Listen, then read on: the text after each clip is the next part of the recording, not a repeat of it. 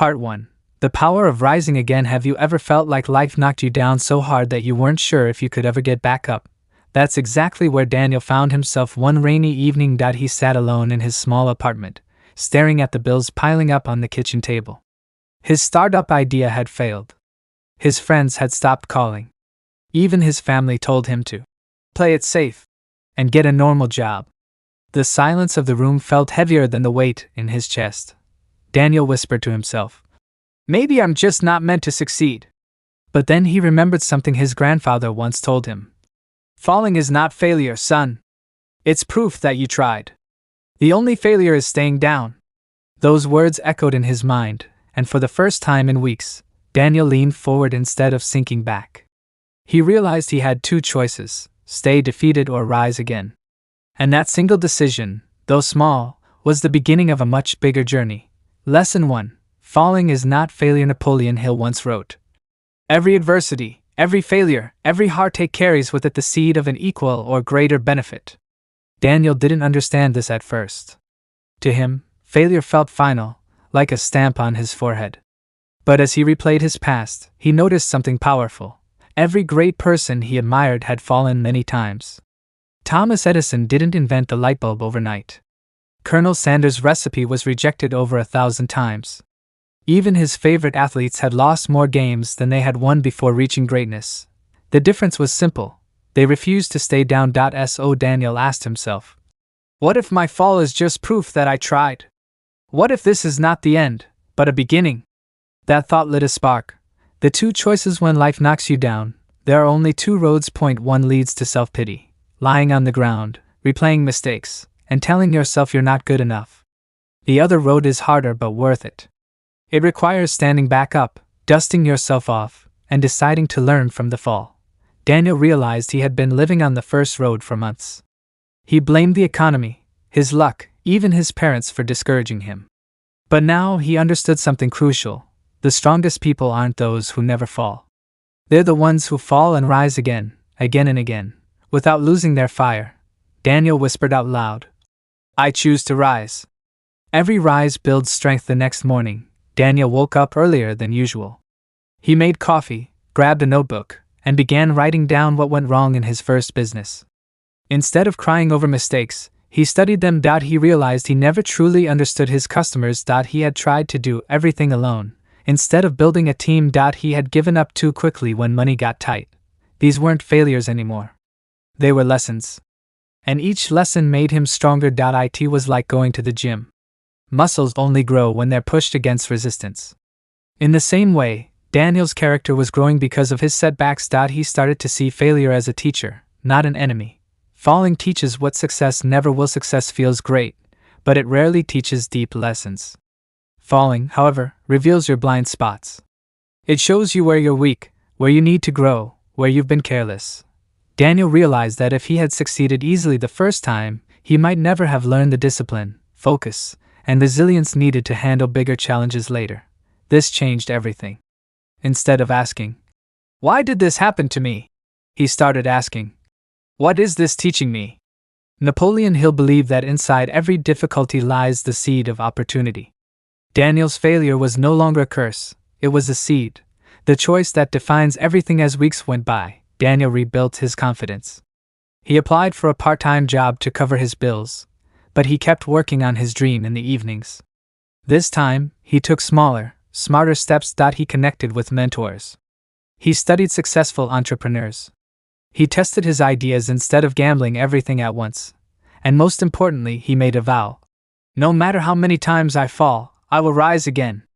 I will never let a fall define me. This choice separated him from the version of himself who had once given up. It separated him from the majority who quit after one or two failures. Each time he rose, he felt stronger, braver, and more certain that his destiny wasn't decided by one setback. Your story too. Daniel's story is not unique. Every champion, every leader, every person you admire has a history of falls. The only difference between them and the ones who quit is this: they refuse to let falling become their final chapter. And you have the same choice today. The power to rise again lives inside you right now. It doesn't depend on your background, your circumstances, or your past mistakes. It depends only on the decision you make when you're on the ground, Remember this: falling is universal. Rising is a choice. So when life knocks you down, and it will, the question is not if you'll fall. The question is, will you rise? If you commit to rising every single time, you will discover a strength within yourself that nothing can break. You'll start to see obstacles as stepping stones, setbacks as setups for comebacks, and failures as feedback guiding you toward your destiny. Closing of part 1. That night, as Daniel closed his notebook, he smiled for the first time in a long while. His situation hadn't changed yet, but something more important had shifted: his mindset. And that mindset, Napoleon Hill would say, is the starting point of all success. Because falling doesn't make you a failure. Staying down does. Rising, every time, that's what builds greatness. Fire. End of part 1. The power of rising again. Would you like me to continue this same character Daniel's journey in part 2, so the series feels like a connected story? Or do you prefer each part to have a fresh new story with different characters but same Napoleon Hill principles? Part 2. Building strength through setbacks. The storm outside rattled Daniel's window as he sat at his desk, staring at the empty page in his notebook. He had been trying to plan his next move, but doubt kept creeping in. His first business had failed, his savings were gone, and even though he had promised himself to rise again, the question echoed in his mind. What if I fall again? It was fear speaking, the same fear that whispers to everyone after a painful setback. Fear of failure. Fear of being laughed at. Fear of never being good enough. Daniel closed his eyes and remembered another line he had once read in Napoleon Hill's Think and Grow Rich. Every adversity carries with it the seed of an equal or greater benefit. If that was true, then maybe his greatest battle wasn't with money or business. Maybe it was with his own mind. Mental strength is built, not born. Daniel used to believe that strong people were born different, that they had some special toughness he didn't have. But after reading Hill's words and reflecting on his life, he realized something: mental strength is like a muscle. It isn't gifted to you at birth. It's trained, just like athletes train their bodies. Every challenge you face is like lifting a heavier weight. Each time you push through, you grow stronger. Each time you rise after falling, you prove to yourself that you cannot be broken. Daniel thought of the times he had failed before. Though painful, each setback had prepared him for something bigger. The rejection letters taught him persistence. The financial mistakes taught him discipline. The embarrassment taught him humility. Each struggle was adding bricks to the fortress of his mind. That night Daniel made a vow. I will train my mind like an athlete trains his body. Every setback will make me stronger. Lesson 2. Learn from every setback. The next day, Daniel carried a small notebook everywhere he went. Whenever something went wrong, instead of complaining, he wrote down 3 questions. 1. What went wrong? 2. What can I learn from it? 3. How can I improve next time? This simple practice became his secret weapon. When a potential investor turned him down, Daniel didn't drown in disappointment. Instead, he asked himself, did I present clearly? Did I show enough proof? Did I connect emotionally? When his new website glitched and frustrated customers left, he didn't blame his luck. He asked, what systems do I need to fix? Who can I learn from? Slowly, setbacks became less like walls and more like maps. Each problem pointed the way to a solution. Each fall pointed to a lesson. Daniel realized that most people waste their failures. They point fingers, make excuses, and stay stuck. But successful people, those who grow, adapt, and win, treat every fall as feedback. Napoleon Hill once said, failure is nature's plan to prepare you for great responsibilities. Daniel was starting to believe it. 2 students, 2 choices. One afternoon, Daniel remembered his college days. He thought about 2 classmates who had both failed the same exam point. One of them blamed the professor, complained about unfair questions, and eventually dropped the course. The other carefully reviewed every mistake, sought tutoring, and changed his study habits. By the end of the semester, the second student not only passed but excelled. Daniel smiled. Life was giving him the same kind of test. Was he going to blame and quit like the first student? Or would he study his mistakes, adapt, and grow stronger like the second? He knew his answer. The shadow of fear. But then came the hardest part, fear. Even as Daniel learned from his mistakes, fear was always there, waiting in the shadows. Every time he tried something new, it whispered, don't try again. You'll just fail once more. People are watching. People are laughing. The voice was tempting because it felt protective. It told him to play safe, stay comfortable, avoid risk. But deep down, Daniel knew the truth. Comfort was the enemy of progress. Safety was the enemy of dreams. Napoleon Hill had written, "Fears are nothing more than a state of mind." And states of mind could be changed. Daniel realized that the bravest people weren't those without fear. They were the ones who felt fear and acted anyway. Lesson 3. Refuse to let fear control you. One Friday evening, Daniel attended a local networking event. His palms were sweaty, his heart was pounding, and fear screamed at him. "Don't talk. Don't embarrass yourself. Just blend in." But Daniel remembered his vow. He took a deep breath, forced a smile, and introduced himself to a stranger. By the end of the night, he had met 3 potential collaborators and even scheduled a coffee meeting with someone who could help him with marketing. Walking home, Daniel laughed to himself. The fear had been loud, but once he acted, it lost its power. He thought of fear like a shadow, big and scary in the dark, but shrinking when faced with light. Each time he faced fear instead of running from it, he proved to himself that he was stronger than the voice in his head. Courage is a decision. Courage, Daniel learned, wasn't about feeling fearless. It was about deciding to move forward despite fear. Every time he took action, whether calling a client, presenting an idea, or trying something new, he grew braver. What once felt impossible became manageable. What once felt terrifying became normal. Fear didn't disappear, but it no longer controlled him. Closing of part 2. Weeks later, as Daniel flipped through his notebook filled with lessons and reflections, he realized something life-changing. He was no longer the man who sat in silence, crushed by failure. He was becoming someone new, someone stronger, wiser, and braver. And just like Napoleon Hill taught, he wasn't waiting for strength or courage to magically appear. He was building them, brick by brick, through adversity, because mental strength is trained, not inherited. Setbacks are lessons, not verdicts. And fear loses its grip when you act anyway. Daniel smiled and whispered, "I'm not afraid to fall anymore. Because I know I will rise." And with that, his journey toward greatness took its next step. Fire. End of part 2. Building strength through setbacks. Part 3. The discipline to rise. The sun had not yet risen when Daniel's alarm rang. He groaned, tempted to hit snooze and curl back under the blanket. His body whispered, "Stay comfortable. Rest a little longer." But a stronger voice inside said, "Get up. Champions are built in moments like this." Daniel swung his feet onto the cold floor. This was not about comfort anymore. It was about discipline. Discipline, the fuel beyond motivation. At first, Daniel thought motivation was enough. When he felt inspired, he worked hard. When he didn't, he made excuses. But Napoleon Hill's words echoed in his memory. "Do not wait. The time will never be just right." Daniel finally understood.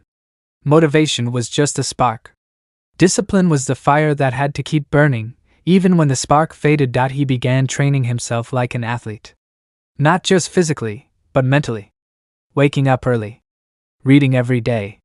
Practicing his craft, even when results were slow. At first, it was hard. Painful, even. But over time, what once felt forced became natural. Discipline became his superpower. Fear as a compass. Still, fear didn't disappear. It showed up every time Daniel tried something new. Fear of rejection, fear of failing again, fear of wasting more time. But now, instead of running from fear, he leaned toward it. He treated it like a compass. If fear pointed in one direction, Daniel knew that was exactly where he needed to go. Speaking in front of strangers scared him, so he joined a local Toastmasters club. Making sales calls terrified him, so he forced himself to make 3 every morning before anything else. And every time he did what scared him most, the fear shrank, his confidence grew, and his path became clearer. Fear was no longer an enemy. It was information. It showed him where growth waited. Lesson 4. Embrace the journey. One evening, Daniel sat at a cafe with his mentor, Mr. Grant, an older businessman who had built a thriving company from nothing. "Daniel," Mr. Grant said, sipping his coffee, "you're too focused on the destination. You keep asking, when will I succeed? When will I arrive? But success isn't a place you arrive at. It's who you become on the journey." Daniel leaned forward. So you're saying the daily struggle matters as much as the big win? More than that, Mr. Grant smiled. The journey is the win. Every time you choose discipline over comfort, every time you face fear instead of hiding, you are already succeeding.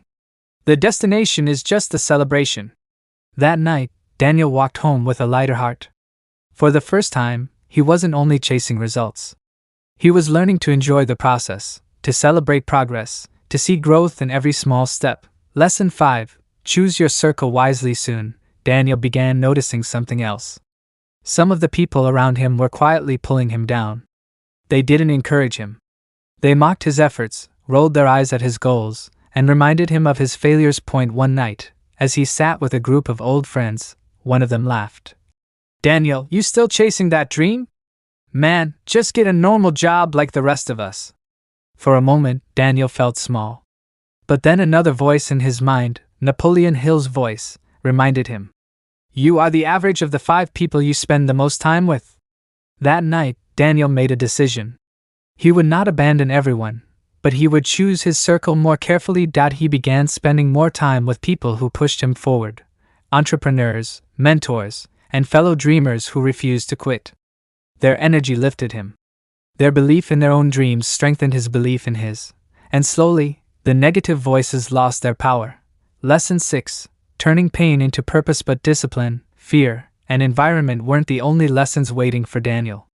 Life had one more test in store. One morning, he received a call from his sister. Their father had suffered a severe stroke. Daniel rushed to the hospital, his heart pounding with fear and grief. The days that followed were heavy. Watching his father struggle to speak, to walk, to do simple things, broke something inside him. The pain was deep, and for a while, Daniel wondered if he had the strength to keep going with his own journey. But as he sat by his father's bedside, he realized something powerful. Pain could destroy him, or it could drive him. His father's struggle reminded him how fragile life was. How short time could be. How important it was to live fully, to rise after every fall, to never waste another day. Daniel whispered to himself. "If I let this pain crush me, then it wins. But if I use it to push harder, to build something meaningful, then the pain has purpose." From that day forward, Daniel carried his father's fight within him. Every time he felt tired, he remembered the image of his father learning to walk again. Every time he felt fear, he remembered his father's courage to keep trying. Pain became Daniel's fuel. Purpose became his compass. Closing of part 3. Weeks later, Daniel stood in front of a small group of aspiring entrepreneurs at a local workshop. His voice was steady, his eyes clear. He spoke not just of success, but of discipline, of facing fear, of embracing the journey, of choosing the right people, and of turning pain into purpose. The audience leaned in, inspired not by a man who had never fallen, but by a man who had fallen many times and chosen to rise each time stronger. And as Daniel looked around the room, he realized the greatest truth of all. Success was not waiting at some faraway destination. It was being built right now, in every choice, every action, every rise after a fall. Fire. End of part 3. The discipline to rise. Do you want me to keep each future part 4, 5, 6, continuing Daniel's story as he grows, so by the end it feels like one complete motivational journey? Part 4. The hidden power of persistence. It was a cold Monday morning when Jacob sat staring at the half-finished business plan on his desk. His dream of starting his own company felt like it was slipping away. He had tried for months, pouring his energy and savings into the project, but nothing seemed to work. Investors turned him down. Friends told him it was impossible. Even his family began to suggest he should be realistic and get a stable job. The weight of failure pressed on him, whispering that maybe they were right. Maybe he wasn't cut out for this. Maybe the dream was too big. But then, something inside him whispered louder, what if success is just one step beyond this failure? That question kept him from quitting. And that, my friend, is the power we're going to talk about today: persistence, the invisible force that turns failure into victory. The difference between winners and quitters. Napoleon Hill once wrote that the difference between people who succeed and people who fail often comes down to one single quality: persistence. It's not always talent, intelligence, or luck that creates champions. Many brilliant people fail because they give up too soon. Meanwhile, many ordinary people succeed because they refuse to quit. Jacob wasn't the smartest man in his city. He didn't have a fancy degree or endless resources. But he had one weapon that could beat all odds: the ability to keep going when everything told him to stop. When we look at the great inventors, entrepreneurs, athletes, and leaders of history, one thing stands out: they all had to fight through countless failures. Thomas Edison tried more than 10,000 times before creating a working light bulb. When asked why he didn't quit, he said, "I didn't fail 10,000 times. I found 10,000 ways that didn't work." Colonel Sanders, the man behind KFC, was rejected over 1,000 times before someone agreed to use his fried chicken recipe. Abraham Lincoln faced repeated defeats in politics before eventually becoming one of the greatest presidents in American history. What do these people have in common? Not perfect conditions. Not easy paths. Just persistence. Why most people quit: here's the hard truth. Most people don't fail because they're not capable. They fail because they quit too early. Motivation fades. Discipline is hard. Obstacles feel overwhelming. And when things don't work right away, the temptation to walk away is strong. Think about how many times you've seen people join the gym in January, full of excitement, only to disappear by February. Or people start a business, but after the first setback, they throw in the towel. It's not that they couldn't succeed. It's that they didn't persist long enough to reach the turning point. Jacob understood this the day he almost gave up. He realized that success doesn't show up on your schedule.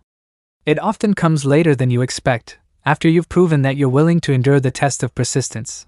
Persistence is a habit, not a mood. Many believe persistence is about willpower, but really it's about habit.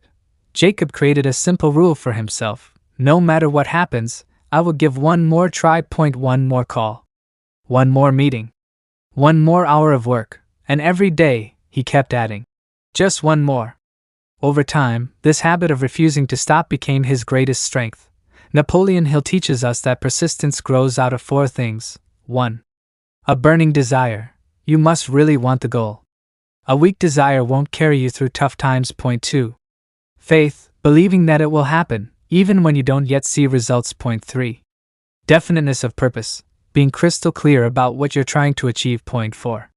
A plan, even if it's imperfect. You need a roadmap that you're willing to adjust along the way. When you combine these 4, persistence stops being a struggle and starts becoming automatic. The turning point always comes. There's a story Hill shared about a man during the gold rush. He dug for months in Colorado, searching for gold. After finding nothing, he gave up and sold his equipment. The new owner hired an expert, who discovered that the gold vein was just 3 feet away from where the first man had stopped digging. 3 feet. That story has been told for over a century because it's a perfect picture of why persistence matters. You never know how close you are to the breakthrough. Jacob felt this deeply. For months he heard no after no. But he kept showing up, kept improving his pitch, kept making connections. Then one day, an investor who had previously rejected him called back. That one yes changed everything. It wasn't magic, it was persistence.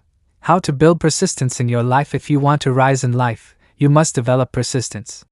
Here's how Jacob did it, and how you can too. 1. Set small daily wins. Don't just focus on the giant goal. Celebrate progress you can control today. 2. Expect failure. Treat it as feedback, not defeat. Every failure teaches you how to improve. 3. Control your self-talk. When your mind says, "This is too hard," respond with, "One more try." 4.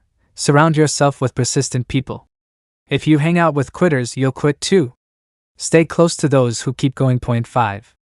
Write down your reasons. On tough days, remind yourself why you started. A strong why fuels persistence. Jacob's breakthrough. A year after nearly quitting, Jacob's small startup finally launched. It wasn't an overnight success, but it began to grow steadily. Customers came. Profits increased. His family, once doubtful, now looked at him with pride.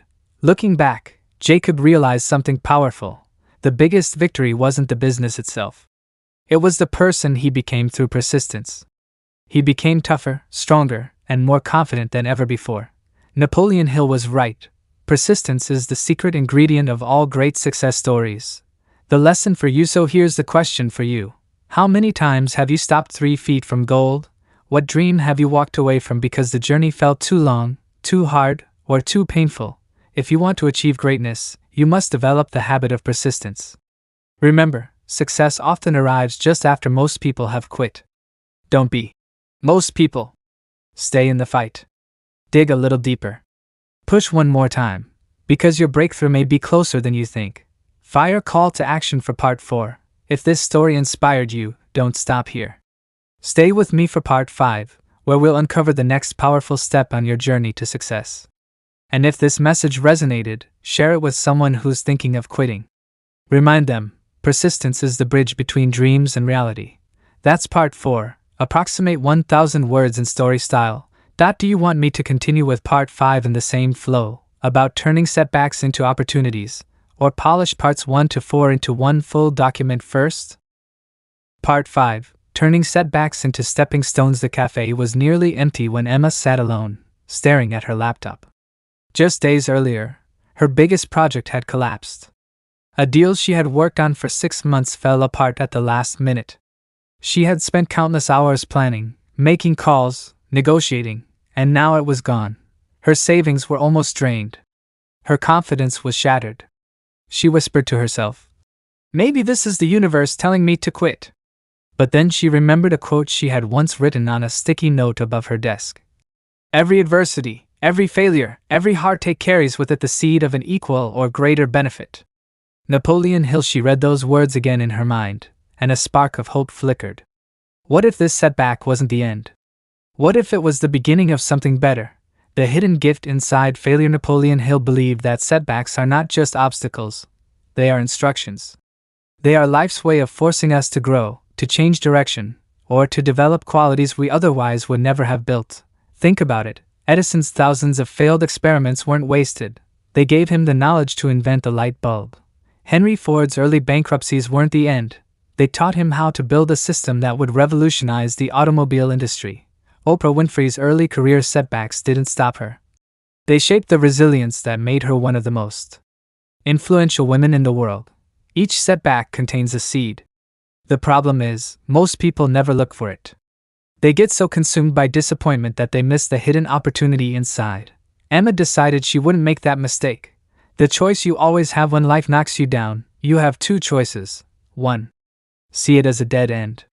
Complain, give up, and believe success isn't for you. 2. See it as a detour. Ask, what lesson is here? What can I do differently? Most people choose the first path. It's easier to stay down, to blame circumstances, to label yourself a failure. But the people who rise, the people who achieve greatness, they always choose the second path. Emma forced herself to reframe her failure. She grabbed her notebook and wrote a powerful question at the top of the page. If this setback is a gift, what is it trying to teach me? The 3 lessons of a setback. When she reflected, Emma found 3 lessons hidden inside her failure. 1. Clarity. She realized her original project wasn't truly aligned with her passion. She had been chasing money instead of meaning. 2. Strategy. She saw that her approach had been too dependent on one client. She needed multiple streams of opportunity. 3. Strength. She discovered she was tougher than she thought.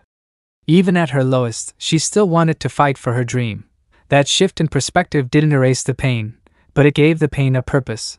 How greatness is forged. Napoleon Hill often wrote that failure is simply nature's way of testing how badly you want something. Before life hands you success, it asks, are you strong enough to handle it? That's why so many people face their greatest failures right before their biggest breakthroughs. It's almost like the universe saying, prove you won't give up now. Before Steve Jobs transformed Apple into one of the most valuable companies in the world, he was fired from Apple. Before Walt Disney built his empire, he was told he lacked imagination, and even went bankrupt. Before J.K. Rowling sold over 500 million copies of Harry Potter, 12 publishers rejected her manuscript. These were not the end of the road. They were stepping stones. Each failure toughened them, sharpened them, and prepared them for greatness. Emma decided her story wasn't going to end with a collapse. It was just the beginning of her rise. The step back to step up formula. Here's the formula Emma used to turn her setback into a comeback. A formula you can use too. 1. Pause, don't panic. Take a breath. Don't make emotional decisions when you're hurting. 2. Extract the lesson. Write down what went wrong and what it taught you. Point 3. Rebuild the plan. Adjust your strategy with the new wisdom you've gained. Point 4. Act quickly. Don't stay stuck. Use the momentum of disappointment as fuel for action. Point 5. Stay grateful. Remind yourself that setbacks are proof you're in the game. People who never fail are people who never try. Emma's come back armed with her new mindset. Emma started fresh. She pivoted her business idea towards something she truly cared about, helping small local shops create an online presence. This time, she spread her risk, building relationships with many clients instead of relying on just one. Slowly but surely, her efforts began to pay off. Within a year, she wasn't just back on her feet, she was thriving. Her business was stronger, her confidence unshakable, and her vision clearer than ever. Point 1 evening, as she closed her laptop, she thought about the project that had failed so badly. For the first time, she smiled about it.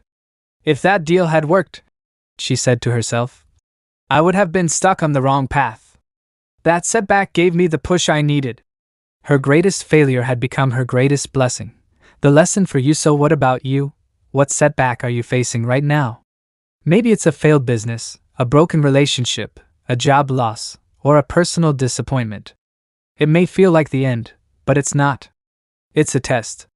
A lesson. A stepping stone. Your job is not to avoid failure. Your job is to turn failure into fuel. To take the seed hidden inside the setback and plant it into the soil of persistence, faith, and discipline. Point 1 day, you will look back at this exact struggle and realize it was the turning point that made everything possible. Final thought. Emma's story is not unique, it's universal. Every successful person you admire has a story of setbacks turned into stepping stones. Napoleon Hill said it best. Every adversity carries with it the seed of an equal or greater benefit. The next time you face a setback, don't ask, why me? Instead ask, what is this teaching me? How can I rise stronger because of it? Because when you shift your perspective, your setbacks become setups for your greatest comeback. Fire call to action for part 5. If this story touched you, don't miss part 6, where we'll uncover the final key to Napoleon Hill's philosophy, the secret of using your mind to create the future you desire. And if this message encouraged you, share it with someone who's going through a setback right now. Remind them, failure is not the end. It's the beginning of a greater victory. That's part 5, about 1,000 words in story style. Do you want me to now create part 6, the final chapter, with a strong conclusion plus call to action for your YouTube audience? Part 6. The secret power of your mind. The rain tapped against Michael's window as he sat in silence, staring at the blank page before him. His business had failed, his savings were gone, and his friends whispered behind his back that he was finished. He leaned back in his chair and muttered, maybe they're right. Maybe I don't have what it takes. Then, from the corner of his desk, he noticed an old book his grandfather had left him, Think and Grow Rich by Napoleon Hill. He opened it randomly, and his eyes fell on a single line. Whatever the mind can conceive and believe, it can achieve. Michael closed the book slowly and whispered, is it really that simple?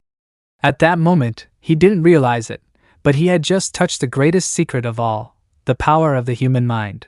The invisible engine of success. Napoleon Hill discovered that success isn't built on luck, talent, or circumstances. It begins in the mind. Every invention, every fortune, every achievement in history started as a thought. The airplane was once just a thought in the mind of the Wright brothers. The light bulb was once a vision in Edison's imagination. Even America itself was once an idea in the minds of dreamers. The mind is like fertile soil. Whatever you plant, faith or fear, courage or doubt, success or failure, will grow. Most people unknowingly plant weeds. They fill their minds with fear, excuses, and negativity. Then they wonder why their lives reflect those very seeds. But those who achieve greatness? They plant visions of success, nurture them with belief, and water them daily with action. Michael's turning point. As Michael sat with the book in his hands, he made a decision. He would stop telling himself he was finished. Instead, he would train his mind to see possibilities again. He took out a notebook and wrote at the top, my new life plan. Then he asked himself 3 questions. 1. What do I really want? 2. Do I believe I can achieve it? 3. What steps can I take today, For the first time in months, he felt a flicker of hope. The law of definite purpose. Napoleon Hill taught that the first step toward success is having a definite major purpose, a clear, specific goal that you are passionate about. Without it, you drift like a ship without a compass. Michael realized his problem wasn't just failure, it was lack of direction. He had been chasing money, not meaning. So he defined his purpose: to build an online platform that connected small businesses with loyal local customers. That purpose became his North Star. Every day, he reminded himself of it. Every choice was measured against it. Slowly, his scattered energy became focused energy. The power of belief, but purpose alone isn't enough. You must believe in it. Napoleon Hill called this faith, the unwavering belief that you can and will achieve your goal. Michael struggled at first. His mind whispered, "You've failed before, why try again?" But instead of fighting those thoughts, he replaced them. Every morning, he stood in front of the mirror and said aloud, "I am capable of rebuilding my life. I will succeed because I refuse to quit. Every day I grow stronger, wiser, and more determined." These affirmations felt strange at first, but over time, they rewired his thinking. He stopped seeing himself as a failure and began seeing himself as a fighter. And as his belief grew, so did his results. The mastermind principle. Michael also discovered another of Napoleon Hill's great secrets: the mastermind alliance. No one succeeds alone. Every great achiever surrounds themselves with people who lift them higher. Henry Ford had Edison, Firestone, and Burroughs as close advisors. Andrew Carnegie had a team of experts guiding his steel empire. Michael realized he had been trying to do everything by himself. So he reached out. He joined a small business group, found a mentor, and built friendships with others who shared his determination. Their encouragement became fuel. Their wisdom became shortcuts. And their belief in him multiplied his own belief, turning thoughts into reality. Napoleon Hill warned that thoughts are powerful things. They can either destroy you or lift you higher than you ever imagined. Michael trained himself daily. Visualization. Every night, he closed his eyes and imagined his business thriving, clients smiling, and his life turning around.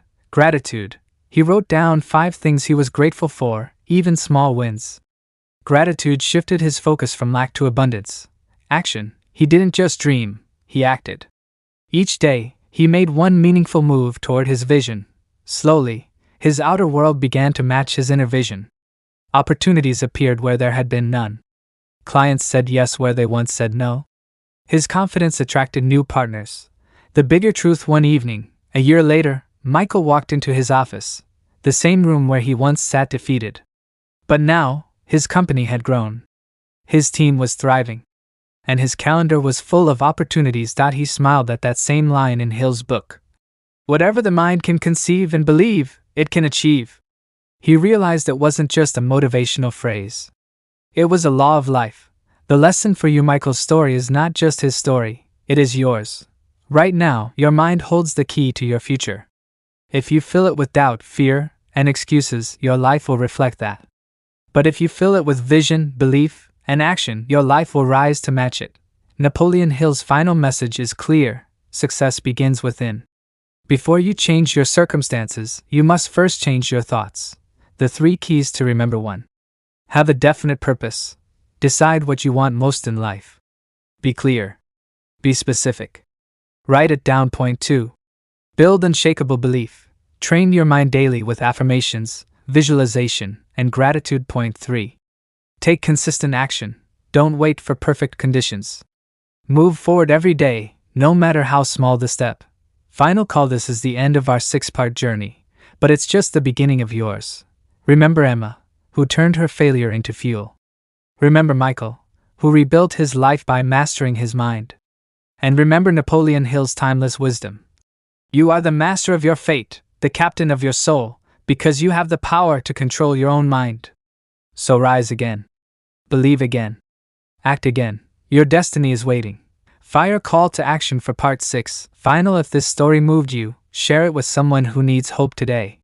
Subscribe for more powerful stories. Leave a comment with the lesson that spoke to you most. And remember, your mind is the most powerful tool you will ever own. Use it wisely, and nothing can stop you. That's part 6, the final chapter, about 1,000 words. written in story style with Napoleon Hill's philosophy.